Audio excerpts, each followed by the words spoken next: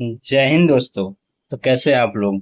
I hope सब बढ़िया होंगे। ठीक है, चलिए आज मैं लेके आ गया हूँ नेक्स्ट वीडियो। ठीक है, नेक्स्ट वीडियो आपका पार्टनरशिप का पार्ट 2 आ गया है, जिसमें मैं डिस्कस करने वाला हूँ किसके बारे में, पार्टनरशिप डीड के बारे में। और जब पार्टनरशिप डीड ना बना हो या पार्टनरशिप डीड क्या हो, साइलेंट हो, तब किस किस में प्रोविजन क्या अप्लाई होता है, उसके बारे में हम लोग डिस्कस करेंगे। ठीक है, तो जितना हम लोग के पास टाइम रहेगा उसके हिसाब से आगे फिर हम लोग टॉपिक डिस्कस करते चले जाएंगे। ठीक है, तो चलिए स्टार्ट करते हैं वीडियो को बिना किसी देरी के। ठीक है, तो यहाँ पे आते हैं, सबसे पहले क्या लिखा हुआ, पार्टनरशिप डीड। ठीक है, जैसा कि मैंने कल वाले टॉपिक में आपको पढ़ाया था, पार्टनरशिप का डिफिनेशन और पार्टनरशिप के फीचर्स। अब आता है पार्टनरशिप का क्या डीड क्या है। ठीक है, पार्टनरशिप डीड क्या होता है। तो पार्टनरशिप डीड होता है कि पार्टनरशिप डीड में भी डिफाइंड एज अ डॉक्यूमेंट। ठीक है, पार्टनरशिप डीड क्या होता है, एक रिटन डॉक्यूमेंट होता है। ठीक है, क्या होता है, एक रिटन डॉक्यूमेंट होता है जो कि राइटिंग में होता है। ठीक है, कॉन्टेनिंग द, उसमें लिखा क्या होता है, इंपॉर्टेंट टर्म्स। ठीक है, क्या लिखा होता है, इंपॉर्टेंट टर्म्स ऑफ पार्टनरशिप। ठीक है, इंपॉर्टेंट टर्म्स होता है किसका, पार्टनरशिप का। पार्टनरशिप का एक इंपॉर्टेंट टर्म लिखा होता है उसके अंदर में, किसके अंदर में, पार्टनरशिप डीड के अंदर में। ठीक है, पार्टनरशिप डीड के अंदर में क्या लिखा होता है, एक इंपॉर्टेंट टर्म्स लिखा होता है। ठीक है, जिसपे सारे पार्टनर क्या करते हैं, एग्री करते हैं। सारे पार्टनर क्या करते हैं, एग्री करते हैं बिटवीन देमसेल्व्स। ठीक है, यानी सारे पार्टनर उस बात पे क्या करते हैं, एग्री करते हैं। और उस एग्रीमेंट से जो हम लोग लिखित में एग्रीमेंट करते हैं ना, उसी को हम लोग क्या बोलते हैं, पार्टनरशिप डीड बोलते हैं। ठीक है, उसी को हम लोग क्या बोलते हैं, पार्टनरशिप डीड। अब पॉइंट आता है पार्टनरशिप डीड के आगे क्या है। ठीक है, यानी उस इंपॉर्टेंट टर्म्स में क्या क्या चीज लिखा होता है। तो इंपॉर्टेंट टर्म में सबसे पहले लिखा होता है क्या, name and address of the firm. ठीक है, नाम और पता किसका, एड्रेस का। ठीक है, यानी एड्रेस, सॉरी, नाम और पता चाहिए किसका, फर्म का। ठीक है, फर्म का क्या चाहिए, नाम और पता। ठीक है, कि फर्म का नाम और पता क्या है, फर्म का किस नाम से फर्म रजिस्टर्ड होने वाली है। ठीक है, वो नाम होना चाहिए और उसका पता, एड्रेस क्या होगा। ठीक है, दूसरा क्या होता है, name and address of the partner. ठीक है, पार्टनर का नाम और पता क्या है। ठीक है, पार्टनर क्या नाम है पार्टनर का, और पार्टनर का एड्रेस क्या है। ठीक है, वो लिखा होना चाहिए।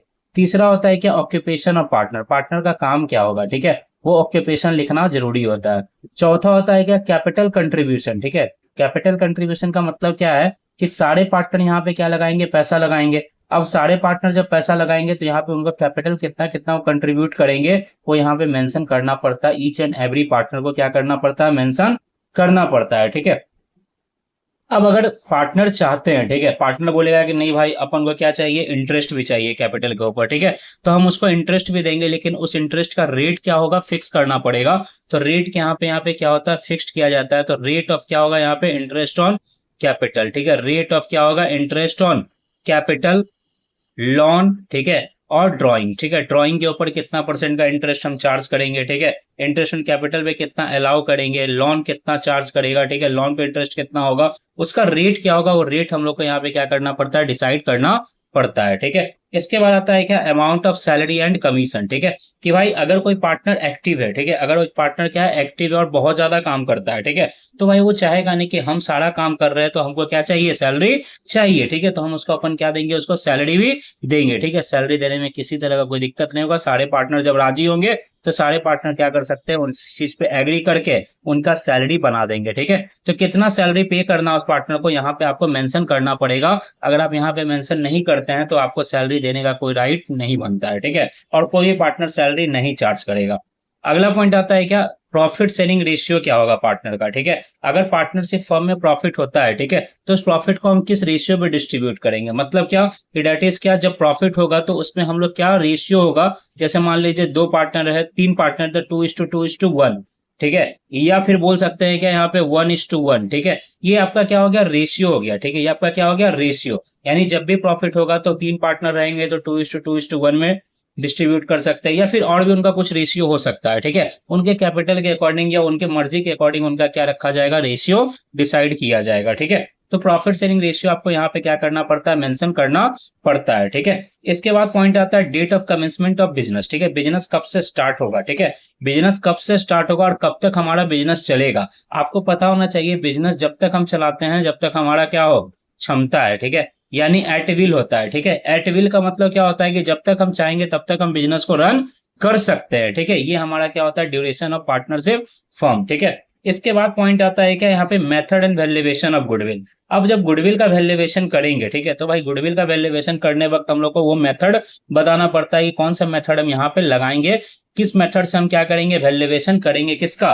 गुडविल का। ठीक है, उसके बाद आता है क्या इंपॉर्टेंट टर्म्स और लिखा होगा, तो अमाउंट ऑफ ड्रॉइंग। अब आप कोई पार्टनर आएगा और फर्म से जितना मन होगा उतना पैसा विड्रॉ कर लेगा तो काम चलेगा क्या? नहीं ना। जब आएगा तब इतना पैसा निकाल के लेके चल जाएगा तो पता चलेगा पार्टनरशिप फर्म में कैपिटल ही सारे पार्टनर का गायब हो गया, ठीक है। तो ऐसे होगा तो काम नहीं होगा, पार्टनरशिप लंबे समय तक चल नहीं पाएगा। इस कारण से बोलता है कि अमाउंट ऑफ ड्रॉइंग भी क्या करना पड़ता है, यहाँ पे लिखना पड़ता है कि भाई कितना अमाउंट ऑफ ड्रॉइंग हो जाओगे जो कि एक पार्टनर विड्रॉ कर सकता है, ठीक है। और उसका टाइमिंग क्या होगा, यानी आप कभी भी पैसा नहीं निकाल सकते हैं, ठीक है। यहाँ पे एक टाइमिंग फिक्स कर दिया जाता है कि इस टाइम में आप क्या निकालेंगे, पैसा निकालेंगे, ठीक है। इसके बाद आपको बताया जाता है आपका राइट क्या है, आपका ड्यूटीज क्या है, ठीक है। आपका राइट क्या है, आपका ड्यूटीज क्या है, आपका लाइबिलिटी क्या है सारे पार्टनर का, ठीक है। सारे पार्टनर का right and duties and liabilities उनको बताया जाता है, ठीक है। फिर अकाउंटिंग पीरियड होता है, ठीक है। फर्म का अकाउंटिंग पीरियड क्या होगा, जैसे क्या कितने लोग 1 अप्रैल से अपने फर्म का अकाउंटिंग पीरियड स्टार्ट करते हैं या फिर कितने लोग 1 जनवरी से करते हैं, ठीक है। तो आप कौन सा ईयर रख रहे हैं, ठीक है। यानी अकाउंटिंग पीरियड आपका क्या होगा, 1 अप्रैल से 31 मार्च होगा या 1 जनवरी से 31 दिसंबर होगा, आपको यहाँ पे क्या करना पड़ता है, मेंशन करना पड़ता है, ठीक है। फिर उसके बाद प्रिपरेशन करते हैं किसका, अकाउंट्स का, और प्रिपरेशन करते हैं किसका, ऑडिट का, ठीक है। यानी अकाउंट्स का प्रिपरेशन करने का मतलब कौन को, तो अकाउंट प्रिपेयर करना पड़ेगा, ठीक है, वो यहाँ पे मेंशन करना पड़ता है। और उसका ऑडिट करवाना है, ठीक है। अगर ऑडिट करवाना मैंडेटरी नहीं होता पार्टनरशिप फर्म में कि भाई आपको ऑडिट करवाना मैंडेटरी है, एक लिमिट के बाद आपको क्या करवाना होता है, मैंडेटरी होता है, लेकिन अभी यहाँ पे आपको मैंडेटरी नहीं है, ठीक है। तो अगर आपको ऑडिट करवाना है तो आप ऑडिट किससे करवाते हैं, क्वालिफाइड चार्टर्ड अकाउंटेंट से ही क्या करवाते हैं, ऑडिट करवाते हैं। एरू गैरू कोई भी ऐसे ऑडिट आकर के नहीं कर सकता है, ठीक है। तो पार्टनरशिप फर्म के अंदर में आपको अगर ऑडिट करवाना है तो आपको क्या करवाना पड़ेगा, चार्टर्ड अकाउंटेंट से ऑडिट करवाना पड़ता है।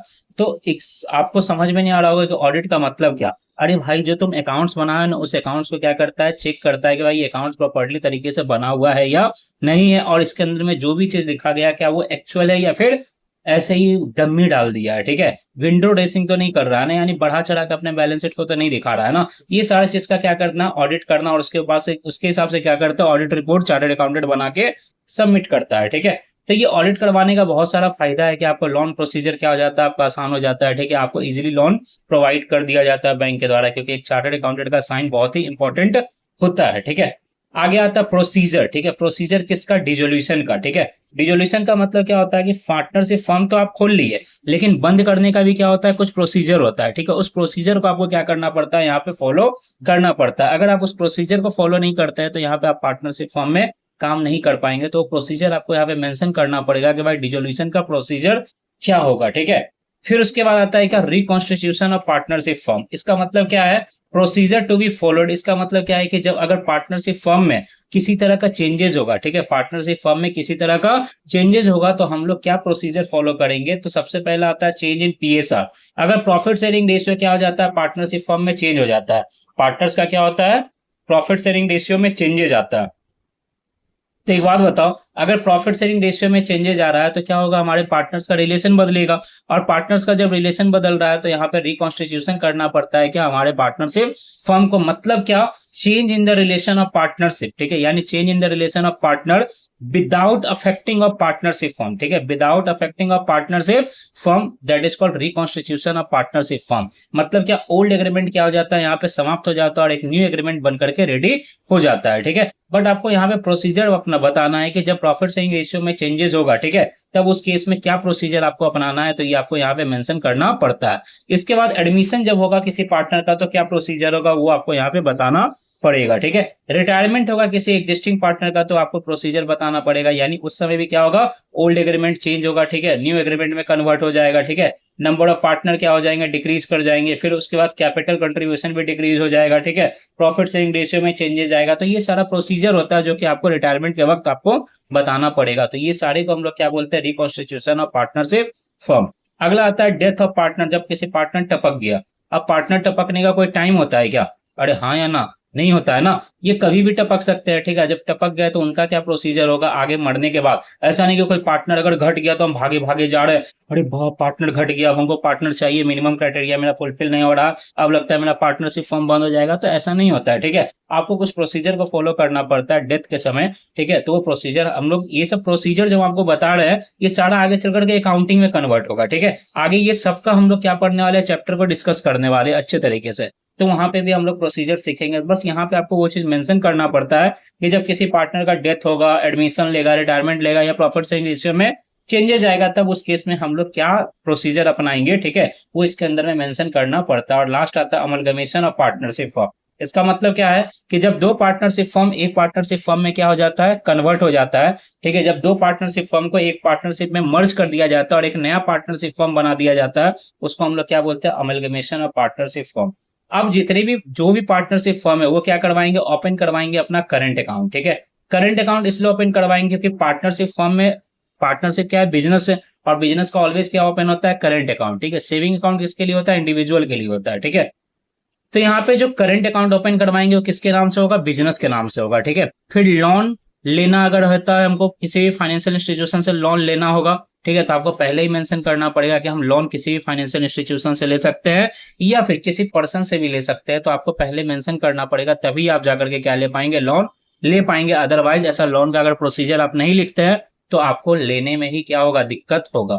और अगला आता है क्या, सेकंड लास्ट बोलता है arbitration of partnership. Arbitration of partnership का मतलब क्या होता है कि जब हम लोग पार्टनरशिप के बीच में ना अगर फ्यूचर में कोई कॉन्फ्लिक्ट होता है, ठीक है, मान लीजिए एग्रीमेंट बना हुआ है लेकिन छोटे छोटे बात पे क्या होता है, कॉन्फ्लिक्ट होता है।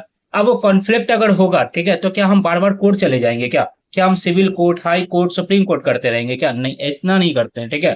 पार्टनर उतना नहीं करता। अगर पार्टनर के बीच में अगर झगड़ा हो गया तो एक आर्बिट्रेशन को बुलाएगा। आर्बिट्रेशन आपका रिलेटिव नहीं होना चाहिए, आपका कोई फ्रेंड नहीं होना चाहिए, या आपके कोई जान पहचान वाले नहीं होने चाहिए, ठीक है।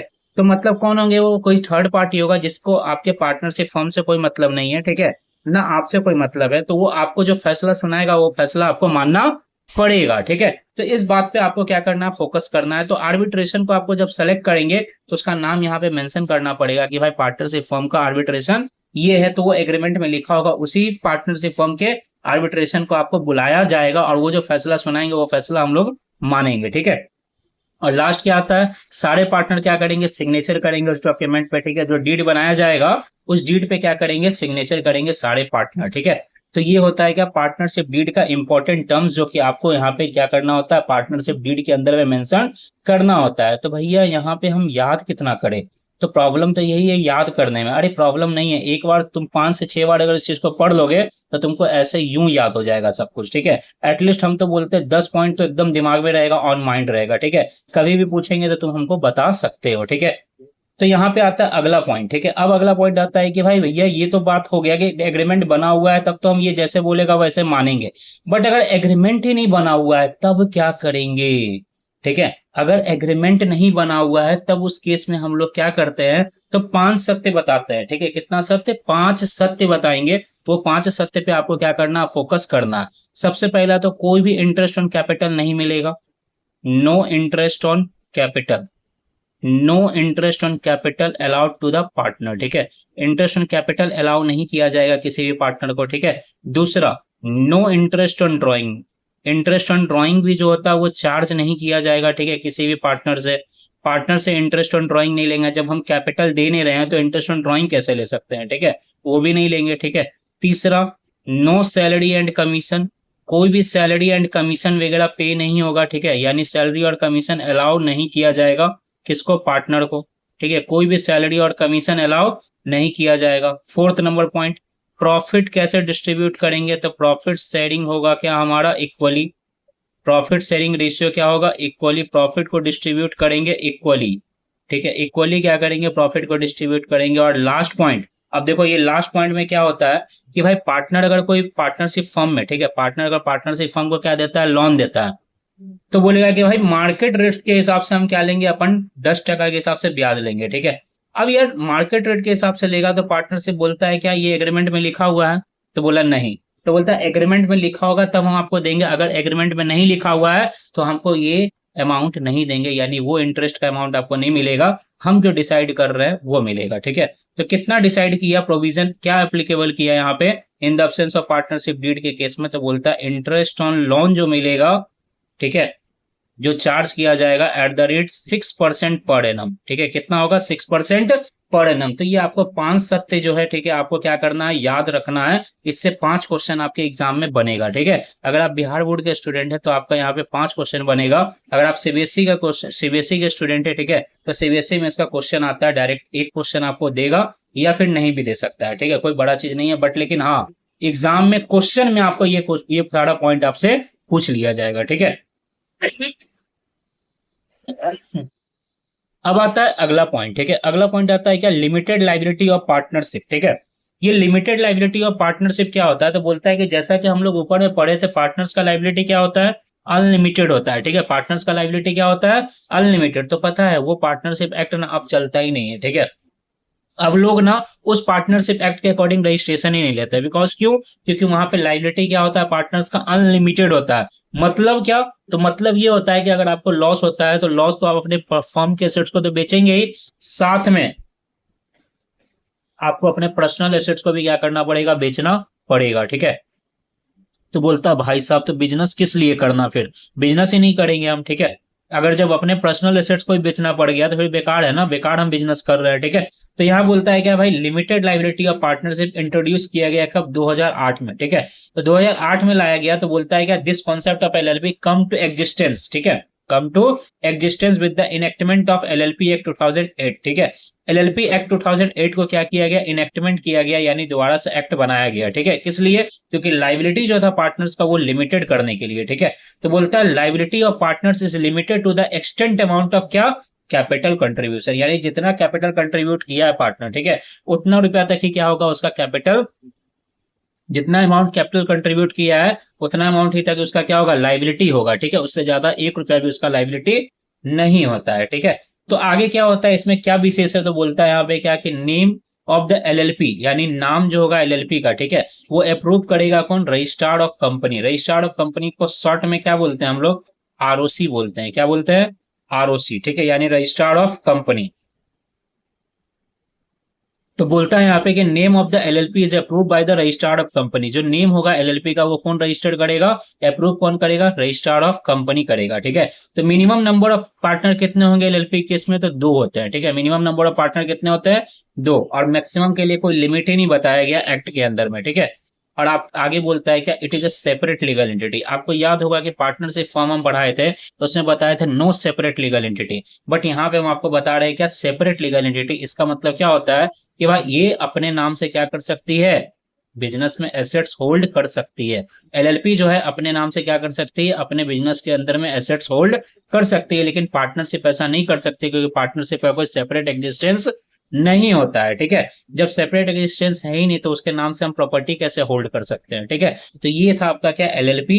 तो आज आपको 3 पॉइंट हम बताए। 3 पॉइंट में क्या क्या चीज बताया, सबसे पहला तो आपको बताया गया पार्टनरशिप डीड क्या होता है, ठीक है। इसके बाद हम आपको बताए क्या, पार्टनरशिप डीड के बाद कि अगर पार्टनरशिप डीड साइलेंट है या फिर पार्टनरशिप डीड नहीं बना हुआ है तब उस केस में क्या प्रोविजन एप्लीकेबल हुआ है इंडियन पार्टनरशिप एक्ट 1932 के अकॉर्डिंग, ठीक है। तो वो 5 सत्य हम आपको बताए, ठीक है। 5 सत्य में क्या क्या सत्य बताया, no interest on capital to be allowed any partner, no interest on drawing to be charge, ठीक है, no salary and commission to be allowed, profit sharing ratio क्या होगा, इक्वली होगा, और interest on loan at the rate कितना percent होगा, 6% होगा, ठीक है। तो ये 3 पॉइंट हम आपको बताए। इस 3 पॉइंट को आप अच्छे तरीके से अपने कॉपी में नोट कर लेंगे और 5 से 6 बार इस वीडियो को देखिए, जिससे आपको क्या होगा, ये पूरा का पूरा पॉइंट आपके दिमाग में ऐसे जाके छप जाना चाहिए, ठीक है। क्या हो जाना चाहिए, छप जाना चाहिए, ताकि आपका कोई भी क्वेश्चन आए इस टॉपिक से, ठीक है, आपको क्या कर लेना है, एकदम लगड़ के आना, बना के आना है, ठीक है।